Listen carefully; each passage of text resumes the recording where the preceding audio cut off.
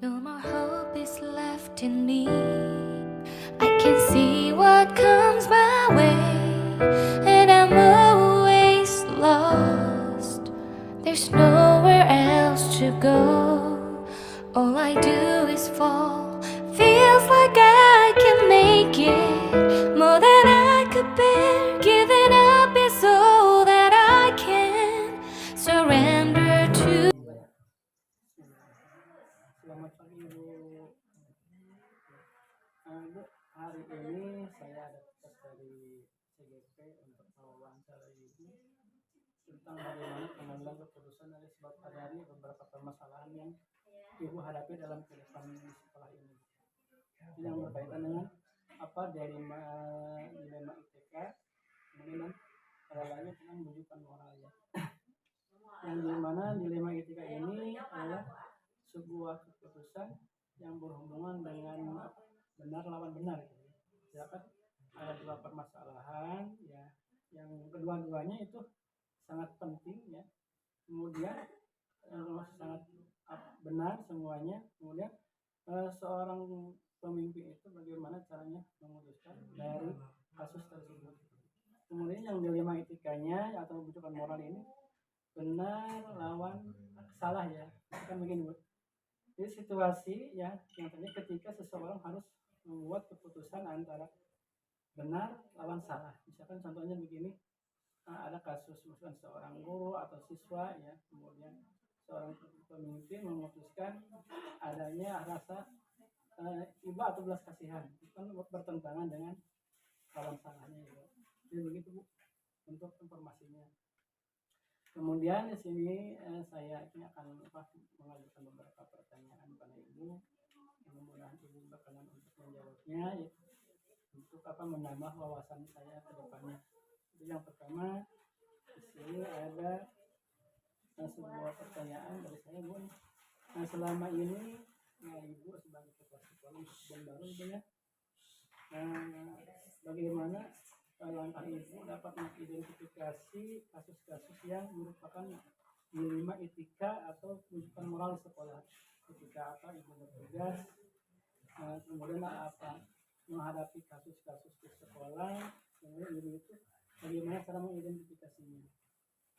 Jadi kalau ada satu permasalahan itu kita diamati. Oh iya. Jadi diamati terlebih dahulu.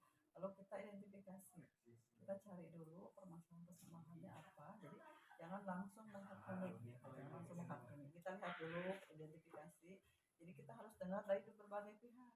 Jadi kalau satu masalah kita pertanyakan dulu. Ini setelah itu baru nanti mengambil benang merah dari untuk menentukan satu keputusan. Ya, alhamdulillah Ibu berarti sudah memenuhi langkah-langkah bagaimana cara memutuskan suatu keputusan dari permasalahan yang Ibu hadapi. Kemudian yang kedua Bu, selama ini bagaimana Ibu menjalankan pengambilan keputusan di sekolah ini ya, terutama untuk kasus-kasus di mana ada dua kepentingan ya yang sama ya, sama-sama benar semuanya. Jadi ketika menghadapi kasus tersebut, Ibu ini bagaimana langkahnya untuk menilai kebajikannya? Jadi kita ketika ada dua permasalahan, dua-duanya benar, nanti kita jangan menentukan salah dan benar.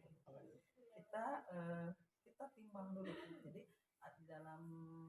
di dalam pemikiran kita, jadi harus ada satu kita kan apalagi sebagai manusia punya rasa ya. Tapi di samping punya rasa kita juga punya aturan hukum. Jadi kebijakan itu ada aturan hukum. Kalau rasa kita benar, hukumnya bagaimana? Gitu. Jadi dua-duanya harus seimbang. Gitu. Jadi ketika menentukannya kita harus mengambil satu skala prioritas. Timbang mana yang lebih banyak kebaikannya. Gitu. Jadi ketika ada dua buah kasus yang semuanya benar, jadi yang Ibu lakukan adalah menentukan atau mengambil skala prioritas dulu, mana yang paling terpenting ya dilakukan. Mana yang penting, terus ditimbang dulu. Nah kemudian Bu, ini yang ketiga Bu ya, langkah-langkah atau prosedur seperti apa yang bisa Ibu lakukan selama ini ketika memutuskan suatu permasalahan. Jadi langkah-langkahnya bagaimana? Yang pertama tadi mengidentifikasi permasalahan atau mencari informasi. Jadi kita tetap ketika ada satu permasalahan, jadi jangan dengar dari satu pihak. Jadi berbagai informasi kita kumpulkan, baru kita lalu lihat dari sisi hukumnya bagaimana, jadi rasanya bagaimana, nanti kita baru bisa mengambil keputusan. Jadi jangan langsung menjustis gitu. Langsung ponis ya. Jangan langsung. Alhamdulillah Bu ya, dari keterangan Ibu, dari pengalaman Ibu dalam pengambilan keputusan, alhamdulillah saya sudah lebih paham lagi ya Bu ya. Kemudian selanjutnya Bu, ini hal-hal apa saja yang selama ini Ibu anggap efektif ya dalam pengambilan keputusan ini pada kasus-kasus dilema etika. Ketika tadi ada 2 buah kasus yang sama-sama penting, sama-sama bagus ya. Kemudian langkah efektif Ibu yang lakukan ketika menghadapi kasus tersebut apa? Dari yang pertama kan kita sudah mengidentifikasi, ya. Kita sudah menarik informasi, lalu kita sudah menimbang juga. Nah, di situ nanti ada skala prioritas. Nah, dari sini nanti ada kepentingan. Ya. Jadi tetap kepentingan itu mana yang lebih banyak manfaatnya untuk masyarakat, lingkungan sekolah kita misalnya. Jadi kalau sama-sama benar, berarti kita harus tidak bisa memilih intinya. Tapi mana yang lebih baik manfaatnya untuk kemajuan sekolah kita. Ini dalam kasus tersebut perlukah Ibu melakukan apa? Musyawarah dengan dekan guru atau atau komite? Ya. Itu kan mengumpulkan informasi itu dari guru, dari komite, kalau misalkan dari orang tua murid, kalau misalkan atau bahkan dari murid siswa sendiri boleh kita mencari informasi. Jadi ketika mencari informasi itu banyak faktor yang dicari gitu. Kemudian selanjutnya ini Bu, hal-hal apa saja yang selama ini Ibu merupakan tantangan bagi Ibu di sini ya dalam menjalankan tugas sebagai kepala sekolah ya untuk menyelesaikan kasus-kasus seperti ini. Tantangan Ibu ya? Kalau tantangan secara pribadi mungkin banyak ya. Tapi untuk menyelesaikan kasus-kasus kebetulan yang pertama kasus yang sampai saat ini belum ada gitu ya. Yang kedua tadi kesiapan, artinya apapun karena memang sudah pasti memiliki resiko. Kita di sini tidak sendiri, ada kepala sekolah, ada komite, ada wali murid kita, nanti apapun permasalahannya bisa kita selesaikan kalau kita bicara bersama-sama. Jadi tantangan nanti tidak akan menjadi sebuah tantangan kalau kita kerjakan satu-sama. Kalau dikerjakan dengan hati yang lapang, ya insya Allah tantangannya akan menjadi sebuah jalan yang baik ya. Nah di sini Bu, untuk selanjutnya apakah Ibu memiliki sebuah atau tata kala ya atau disebutnya jadwal tertentu untuk menyelesaikan kasus yang Ibu hadapi ya berkaitan dengan dilema etika ini, ataukah Ibu langsung memutuskan di waktu tersebut? Karena kalau setiap permasalahan pasti kita perlu pembahasan, perlu pemikiran, jadi tidak bisa langsung menjustis gitu ya. Pasti walaupun tidak terjadwal, ada kata situasional ya kalau masalah ini, tapi tetap kita juga harus banyak memutuskan beberapa faktor. Jadi tidak mungkin memutuskan saat itu, karena kecuali hal-hal yang urgent, misalnya sakit, kecelakaan, misalnya itu nanti pasti itu langsung dilakukan secara langsung. Berarti di sini Bu ya, kalau jadwal untuk secara realnya tidak ada ya Bu ya dalam penyelesaiannya. Berarti ini dalam penyelesaian tergantung waktunya situasional ya Bu ya. Jadi tergantung kasusnya mana yang urgent atau yang langsung diselesaikan. Mana yang perlu tindakan langsung atau tidak. Terima kasih Bu. Kemudian dua lagi Bu. Adakah seseorang atau faktor yang apa yang selama ini mempermudah atau membantu Ibu dalam pengambilan keputusan anaknya, misalkan dari orang lain atau dari faktor-faktor yang lain? Banyak. Jadi antaranya kita punya tim guru komite, kita semua sama-sama melaksanakan menyelesaikannya secara bersama-sama gitu. Jadi tidak mungkin kita langsung menjustis tadi. Jadi ketika kita menghadapi dilema etika ini ya dalam memutuskan suatu permasalahan, dalam memilih mana yang paling urgen ya, kita melibatkan orang lain, harus melibatkan komite, melibatkan tim ya semuanya. Jadi ketika diputuskan tidak ada orang yang dirugikan ya Bu. Iya.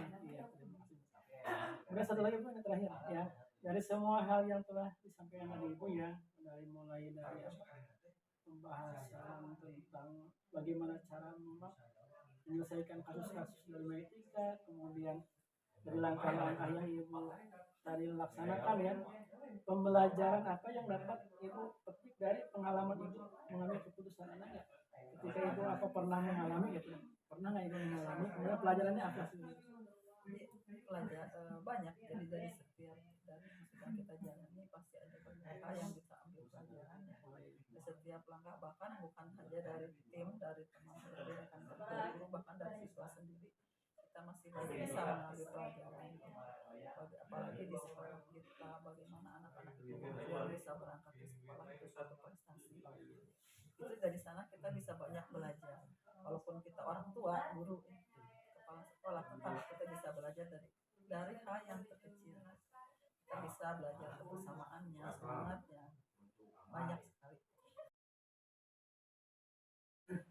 Assalamualaikum Pak. Ya, salam. Gimana kamu? Ya, alhamdulillah sehat. Nama Pak sehat pagi hari ini?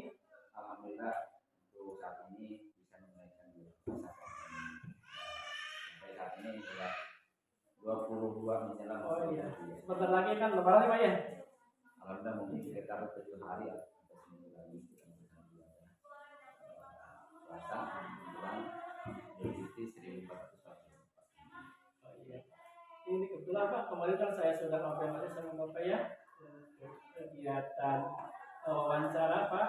Alhamdulillah Bapak sudah mengizinkan, dan kebetulan hari ini kepada luang waktu untuk saya untuk ngobrol sama Bapak ya tentang ini Pak kasus sendiri. Karena saya ini kan ditugaskan untuk mewawancarai 3 orang kepala sekolah di sini, termasuk Bapak ya yang ketiganya. Yang pertama itu kan kepala sekolah saya sendiri, kemudian kemarin SMP sudah alhamdulillah. Nah terakhir ini Bapak ya. Nah di sini Pak dari modul 3.1 ini kebetulan kita belajar untuk kemampuan seorang pemimpin ya dalam memutuskan suatu permasalahan, yang dimana di sini ada tentang adanya dilema etika dan satu lagi adalah kebijakan moral. Yang mana dilema etika ini adalah misalkan di lapangan kita menemukan 2 buah kasus ya, yang sama-sama penting, sama-sama bagus, sama-sama benar ya. Kemudian kita gimana cara memutuskannya? Kemudian dalam kebijakan moral juga terkadang kita memutuskan ada pertimbangan ya, pertimbangan kasih sayang atau pertimbangan rasa kasihan terhadap seseorang tersebut. Nah di sini saya ingin informasi dari Bapak bagaimana tentang keputusan Bapak yang sudah dilaksanakan ya ketika Bapak memimpin di sekolah-sekolah ya tentang kasus-kasus tersebut. Mungkin ini Pak ada beberapa pertanyaan yang saya ajukan kepada Bapak. Memangnya gini Pak, ya setidaknya gini, ketika kita menjadi seorang pemimpin, terlebih dahulu memang kita gimana ya, dalam tes atau kemampuan untuk menjadi pemimpin kita diajukan dua studi kasus, karena ada beberapa kasus yang kita temui, mana yang harus diambil dari kedua kasus itu, mana yang lebih penting, maka itu kita utamakan ketika dalam memutuskan mana yang harus diambil. Berarti kita harus memilih yang lebih, mungkin itu sama tapi pasti ada nilai plus, maka itu yang lebih utama. Itu kalau dalam kepemimpinan masalah kesehatan itu diutamakan, masalah keselamatan anak harus diutamakan dibandingkan dengan yang lain gitu. Kemudian kalau melihat kita mengambil keputusan, kita harus memilihnya itu gimana ya, kembali kepada prinsip kita, mana yang lebih banyak manfaatnya. Berarti ini kemampuan awalnya sudah ada dalam ketika tes di kepala sekolah ya Pak ya? Iya. Pada alhamdulillah mungkin saya 2000 saya kebetulan saya termasuk yang baru diangkat 2018. Jadi pada tes awal itu kita dikasih 2 tes tertulis, dibandingkan ada 2 kasus itu. 3 kasus mana yang harus diambil dan mana yang lebih utama gitu. Ini Pak ada beberapa pertanyaan Pak yang saya ajukan. Yang pertama ya, selama ini kan Bapak ini memimpin di sekolah ya sudah beberapa tahun mungkin ya. Kemudian dari kegiatan di sekolah ini mungkin Bapak menemukan beberapa permasalahan ya dalam kehidupan sehari-hari ketika tugas ini. Kemudian bagaimana caranya Bapak mengidentifikasi kasus-kasus di sini ya yang merupakan dilema etika atau kejutan moral Pak di sekolah ini? Cara mengidentifikasi ini. ya mungkin yang namanya kehidupan tidak lepas dari kasus itu Iya. kan, dari peristiwa ya. Kadang-kadang dalam kehidupan itu kita kadang-kadang dilema itu kan, ada permasalahan, ada yang menyangkut masalah pribadi, ada yang menyangkut masalah begini. Kemudian kita memilah dan memilih untuk bagaimana kita memutuskan mana yang lebih diutamakan untuk pertama kali digunakan untuk memutuskan itu.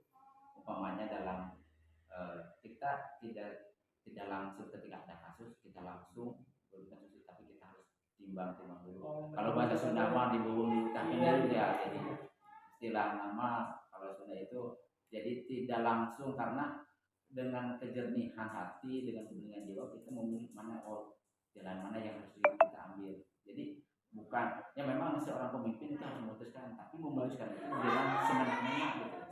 Jadi ya langkah yang pertama Bapak ya menurut tugas ini, jadi melihat kasus terlebih dahulu ya. Misalkan ada 12 kasus, Bapak dipertimbangkan akibat sebab akibatnya, Mbak. Ya, Belum memutuskan itu. dan sebabnya itu gimana? Ya, kemudian ini Pak, untuk pertanyaan yang kedua ya. Kemudian ya selama ini kan Bapak ini sudah memimpin sepanjang udah agak lama ya. Kemudian dalam pengambilan keputusan ini Pak, ya terutama untuk kasus-kasus yang di 5 ITP ini atau rujukan moral ya, ada dua kepentingan ya, karena ada kasus yang sama-sama ya penting ya. Misalkan kasus ini penting, kasus ini juga penting. Nah, ketika menghadapi kasus tersebut yang Bapak lakukan itu apa? Contoh kasus itu seperti apa kira-kira? Umpamanya ada mungkin misalkan kasusnya ya, misalkan begini, kasusnya di sekolah ini kan misalnya ada 2 rapat ya. Iya. Rapat 1 penting juga, rapat 1 juga penting juga. Nah, yang Bapak utamakan itu ketika memutuskan ya, yang Bapak lakukan itu seperti apa? Ya, ketika hal yang seperti itu kita selaku pegawai walaupun umpamanya dalam nanti ada kepentingan yang bersifat lokal, dilihat kemudian ada kepentingan yang lebih mementingkan umpamanya di pihak menyangkut instansi kita yang atasan, berarti setidaknya yang kepentingan yang di tingkat lokal kita mungkin bisa diundur atau bisa kapan lagi kita utamakan dulu. Itu kan tergantung dari itu, karena itu mungkin lebih penting, karena apabila yang di atas kita itu tidak mungkin waktunya tidak seperti itu, mungkin jadi mempertimbangkan itu walaupun itu sama menit. Dan alternatif yang kedua yang di tingkat kita memadai lingkungan kita ya, kita bisa memberikan kepada yang lain, memberikan rapat kecil dulu gitu sebelum memberikan yang lain, nanti setelah itu dibilang lagi. Ini kan kalau kasusnya seperti apa yang berhubungan dengan siswa ini Pak? Misalkan ada siswa ya, yang siswa tersebut misalkan bagus dalam bidang matematika ya, IQ-nya matematikanya bagus. Nah, sedangkan dalam bidang yang lainnya, misalkan keseniannya itu kurang bagus ya. Kemudian kalau ketika dia maju ke SMP, kan dilihat ya, skillnya. Nah, ketika anak tersebut mau ujian, ketahuan anak tersebut nyontek ya. Nah, dengan kasus tersebut ya mungkin ada istilahnya bujukan moral ya bagi kita. Bujukan moral. Gimana kalau diluluskan, gimana anak tersebut menyontek, tidak luluskan, kasihan terhadap masa depannya. Namun yang Bapak lakukan seperti apa kalau melihat kasus tersebut? Sebenarnya manusia itu kan tidak sempurna sebenarnya menurut saya. Walaupun anak itu pintar di bidang A, mungkin pintar di bidang E, kita selaku manusia ya tidak semestinya dari sisi IQ-nya dia umpamanya rendah, tapi keterampilan yang lain dia lebih ya. Itu nilai jiwa seseorang itu kan bukan dari IQ-nya dia, tapi dari kesenian, keterampilan yang lain itu dia harus dipertimbangkan. Jadi bukan notabene nilai itu bersifat angka. Jadi ada hal pertimbangan yang lain ya. Karena kalau sifatnya berdasarkan angka ya seperti tadi itu mungkin yang pintar yang IQ-nya pintar. Kemungkinan kalau masa depan itu kan tidak dilihat dari IQ kadang-kadang. Jadi yang diutamakan adalah anaknya Pak ya. Iya, itu dari kepribadian. Ya walaupun mungkin menyontek itu hal kurang baik, tapi setidaknya kalau kita kasih tahu dia itu kurang baik mungkin bisa diperbaiki. Tapi dengan nilai penanaman alam itu kan alam ya kita kita juga meniru akhlak misalnya suatu hasanah itu kemudian kita mencontoh ya kita juga memberikan contoh kepada anak bagaimana berlaku yang baik, yang baik sebagaimana yang dicontohkan oleh baginda Rasul seperti itu mungkin. Terima kasih Pak. Ini Pak, selanjutnya ketika tadi kan ada misalkan contoh kasus-kasus yang kita alami yang di lapangan, ya. Ada nggak prosedur yang Bapak lakukan untuk menyelesaikan masalah-masalah tersebut? Oh, tahapan-tahapannya mungkin ya kalau secara mungkin tahapannya tidak tertulis gitu kan, tidak tertulis, tapi kita punya agenda atau prosedurnya itu ya kita gunakan dengan kita. Walaupun yang mestinya mungkin kalau ditulis ya enggak ini kan enggak prosedural itu, tapi kita punya tahapan-tahapan tertentu dalam mengatasi kasus.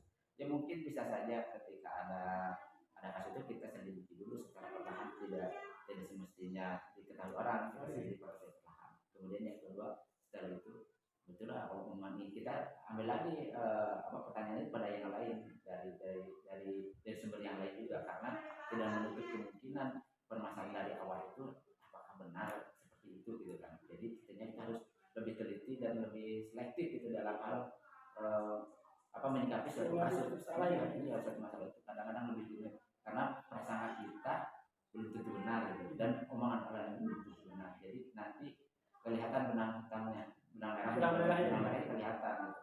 Jadi mana dari mana fokusnya itu titik dari sebuah masalah. Yang Bapak lakukan kita yang pertama itu kan identifikasi dulu ya Pak. Ya, identifikasi sebelum masalah.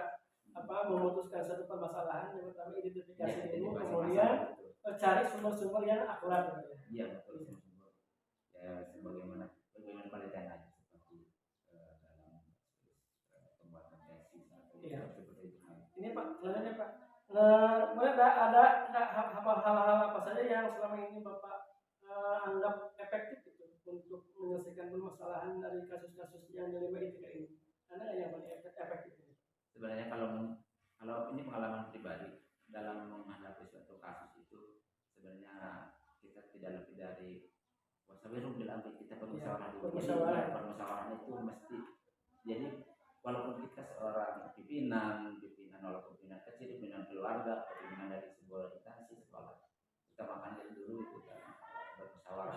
Iya, karena ketika kita mengambil keputusan dengan tidak melibatkan orang lain, kadang-kadang kita patah-patah. Tapi kalau kita bermusyawarah mungkin ada masukan intinya, walaupun itu masukannya dari mungkin yang kita anggap orang biasa atau yang mungkin kecil atau lebih, tapi itu argumennya ada alasan dan masukannya lebih dapat diterima dan lebih bagus. Iya, berarti yang Bapak lakukan ini supaya kasus ini bisa terselesaikan, yang diutamakan adalah musyawarah ya. Ya, saya kalau itu sebenarnya musyawarah dengan guru-guru, musyawarah dengan pemimpin sekolah, atau orang tua ya. Jadi tidak notabene saya mengambil keputusan, jadi membangun kepala juga ya. Karena mungkin ya basic saya juga ya seperti ya kebanyakan biasanya ada orang biasa itu, jadi kalau mengambil keputusan saya tidak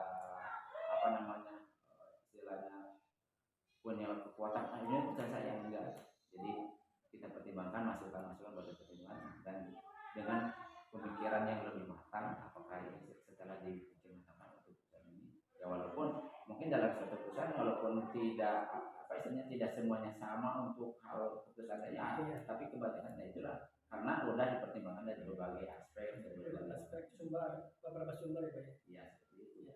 Ini Pak, selanjutnya Pak, kemungkinan kan dalam mengambil sebuah keputusan ini kan dalam kasus-kasus yang Bapak hadapi, mungkin ada sebuah tantangan atau hambatan dalam menentukan memutuskan suatu permasalahan tersebut, ada nggak?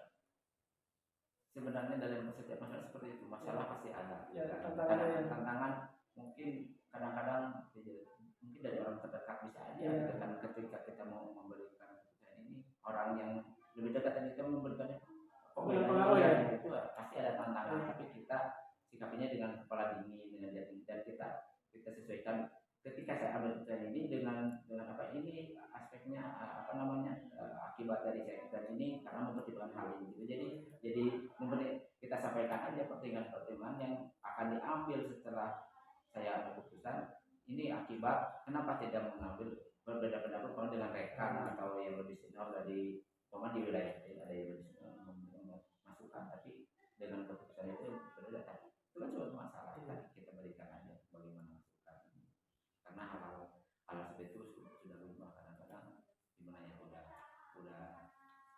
pasti dalam setiap kasus pasti ada, tidak mungkin tidak ada kasus yang tidak ada masalah, tidak ada Berarti tantangannya. yang tantangan dari Pak penyelesaian kasus ini ya timbulnya dari rekan sendiri ya Pak ya, Iya, yang iya. apa perbedaan paham. Iya.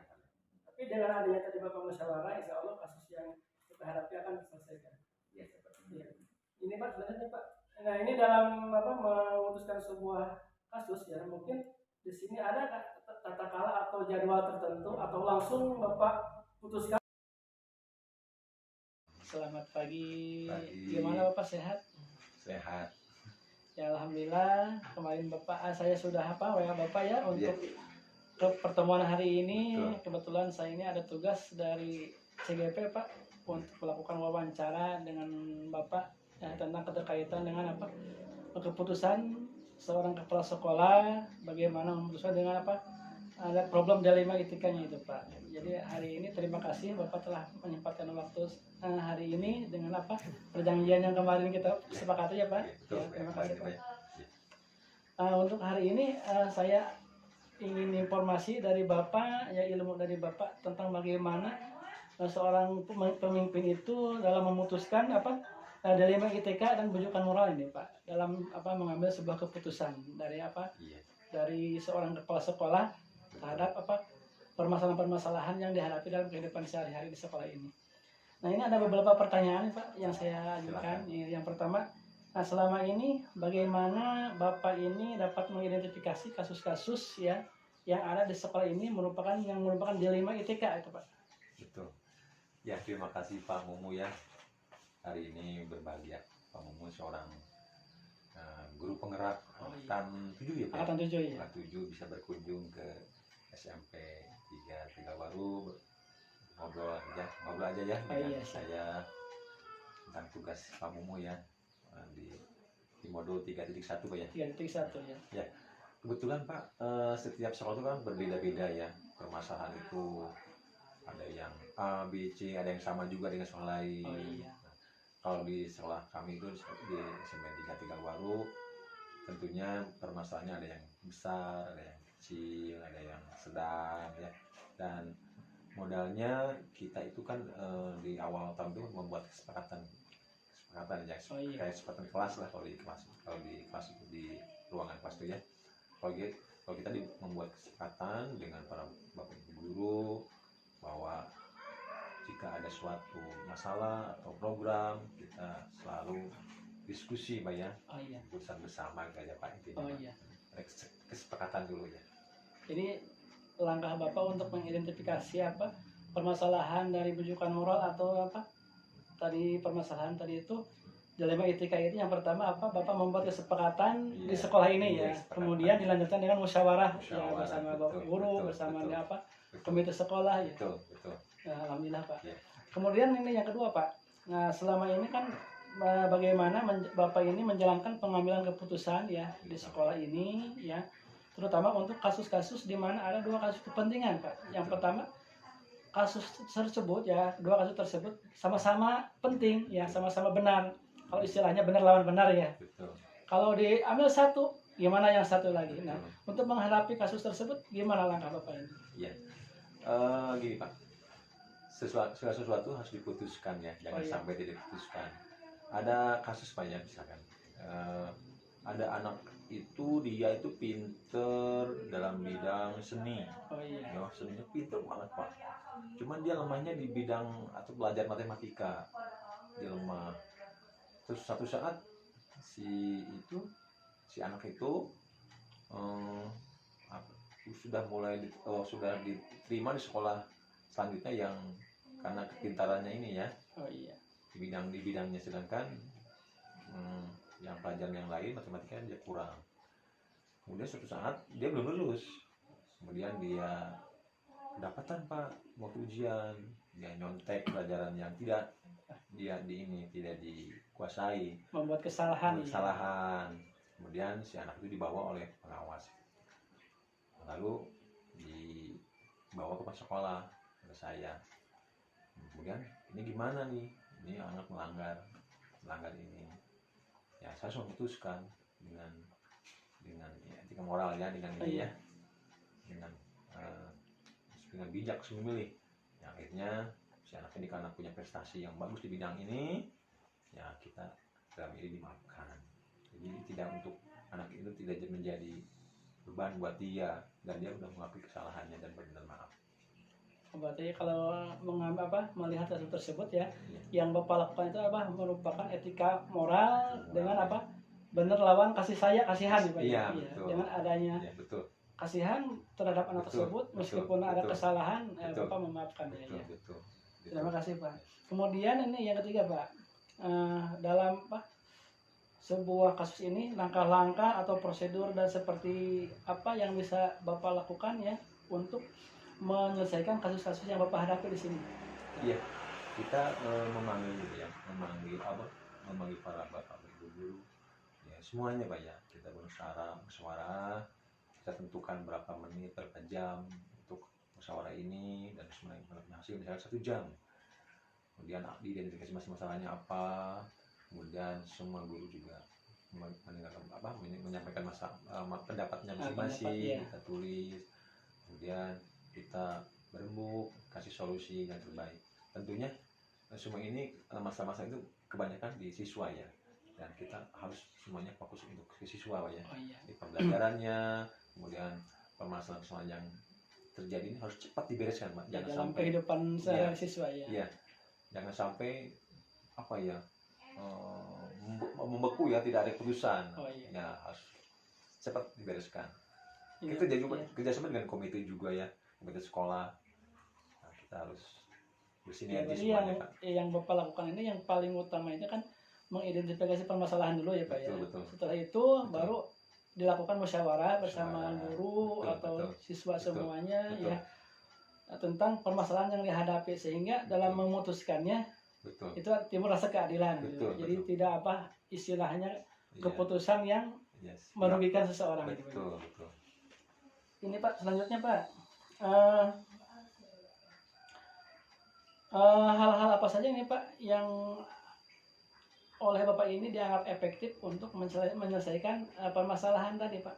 Misalkan tadi ada siswa yang nilainya lemah karena dia melakukan menyontek dalam ketika ulangan, kemudian langkah-langkah yang efektif menurut Bapak ini dalam kasus tersebut apa? Sebenarnya gini Pak, setiap wali kelas itu ya, setiap wali kelas itu mempunyai punya data ya, data awal ya, siswa yang prestasinya ini, Iya. siswa yang prestasi di sini, kemudian termasuk juga keadaan keluarganya, keadaan ininya, semua punya data. Jadi namanya itu data apa ya, di awal ya Data siswa ya, data siswa, latar belakang latar siswa belakang ya. siswa yang lengkap tuh ya. Iya. Cuman kalau itu ya, kalau kasus-kasus yang terjadi insidensial ya, yang tiba-tiba atau apa gitu ya, kita harus cepatnya juga Pak. Secepatnya untuk Cepat mengambil juga keputusan ya. mengambil keputusan Pak. Jadi keputusan ini ada yang cepat, ada yang nanti kita telah dulu ya Pak Betul, ya. Iya. betul Pak, betul. Kemudian ini Pak, mungkin dalam menghadapi sebuah kasus yang dihadapi oleh kepala sekolah di lingkungan kerjanya, mungkin ya banyak tantangan-tantangan ya Pak ya dalam memutuskan ini. Kemudian tantangan apa saja yang Bapak hadapi ketika mengambil keputusan dalam menyelesaikan sebuah kasus itu Pak?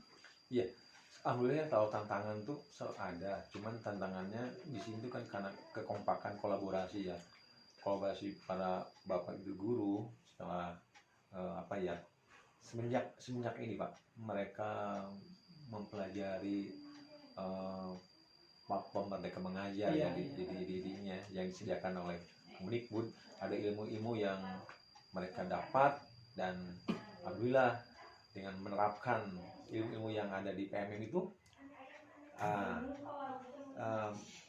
kolaborasi antara Iya. kita itu terjalin Pak dengan baik Pak. Berarti tantangan dari Bapak itu ya dalam menyelesaikan kasus ini keberagaman dari guru itu ya, dari personil di sini ya. Betul. Dengan keberagaman tersebut Bapak menelaah Betul. kelebihan dan kelemahan masing-masing Betul. pegawai, kemudian Bapak Betul. melakukan kolaborasi Betul. ya untuk menambah wawasan-wawasan semuanya. Jadi ketika Betul. sudah ada wawasan, jadi saling mengerti ya Pak. Betul. Ya? Dibantu dengan PM Dibantu itu. dengan PM. PM, Ya. betul. Terima kasih, Pak. Udah komplit Pak di PM. Oh iya. Ini selanjutnya Pak. Nah ini dalam menyelesaikan kasus ya, mungkin Bapak ini kan istilahnya ada nggak jadwal tertentu gitu untuk menyelesaikan kasus tersebut, atau langsung di tempat kita selesaikan langsung gitu pada waktu itu sendiri, atau pada waktu iya. itu Ya kita langsung Pak, langsung? langsung Pak, cepatnya Pak, langsung cepatnya. Kasus itu jangan sampai berhari-hari, Iya. langsung saja beres. Jadi ketika ada kasus Bapak nggak apa membuat jadwal harus selesai Betul. sekian, besok aja Betul. selesaikannya, kita Betul. musyawarah dulu, besok musyawarahnya enggak ya Pak. Jadi Langsung. ketika ada kasus Langsung. Bapak langsung aja ya. Langsung saja, betul, Itu terima kasih Pak. betul. Ini Pak, untuk yang selanjutnya, adakah faktor-faktor yang selama ini mempermudah atau membantu Bapak dalam menyelesaikan kasus-kasus di sekolah ini? Misalkan dari yang lain, apa yang membuat Bapak itu mempermudah menyelesaikan apa yang dialami di sekolah ini? Iya. Pendidikan itu kan tidak hanya sebagai tanggung jawab pas sekolah, Bapak Ibu guru sekolah ya. Oh iya. Juga di komite, di masyarakat, juga di pemerintahan. Kebetulan kita dengan pemerintahan desa dekat ya. Oh iya. Jadi kita kan udah ada nomor WA, saling ini, kemudian ini, ada grupnya juga, saling cepat lah dengan teknologi itu membantu Pak, Oh iya. membantu cepat keputusan untuk menyelesaikan suatu masalah Pak ya, itu Pak. Oh iya. Jadi yang langkah yang Bapak lakukan ini Kerjasama. adalah melakukan kerjasama ya Kerjasama. dengan berbagai pihak ya Berbagai pihak. untuk Termasuk ke penyelesaian kepolisian Pak, masalah ya. kepolisian juga dengan TNI ya. Sehingga dengan adanya kolaborasi, hubungan Betul. kerjasama dengan pihak lain, masalah di sekolah ini Betul. lebih mudah lagi Betul. Bapak selesaikan. Ya? Tokoh agama juga Oh iya, Pak iya. ya. Terima kasih Pak. Iya, betul. Ini terakhir Pak nih Pak. Nah, dari yang tadi Bapak uraikan ya tentang bagaimana penyelesaian kasus di sekolah ini, bagaimana langkah Bapak ya dalam membuat keputusan dari kasus yang Bapak hadapi, kemudian pelajaran yang Bapak dapatkan itu dari pengalaman Pak ini apa sih Pak? Iya.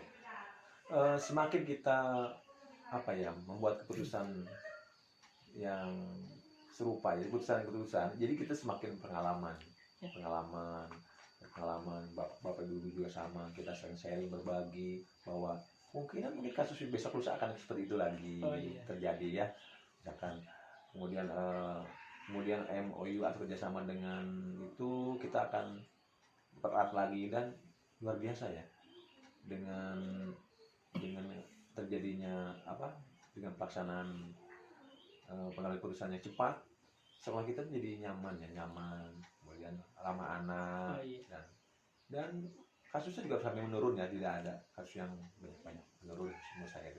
Ya. Kalau yang kasus biasa kecil biasa aja, kalau Iya. ada yang terlambat karena jauh, mungkin dia jadinya kesiangan gitu, itu juga apa-apa gitu.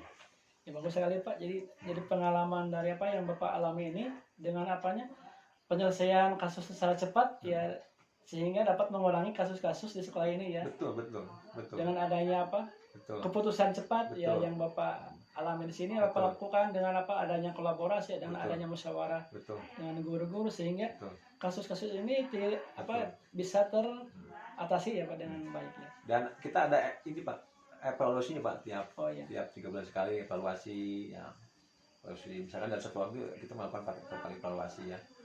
3 bulan pertama dan 3 bulan Oh iya. kedua gitu ada evaluasi.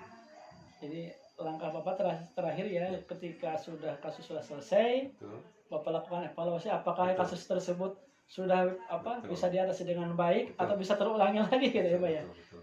Terima kasih Bapak informasinya, terima kasih ilmunya Bapak. Mudah-mudahan Pengalaman ya, Iya. ilmunya pengalaman. yang Bapak sampaikan itu dapat membantu Betul. saya, bekal saya untuk kedepannya. Sukses Pak Momo ya sebagai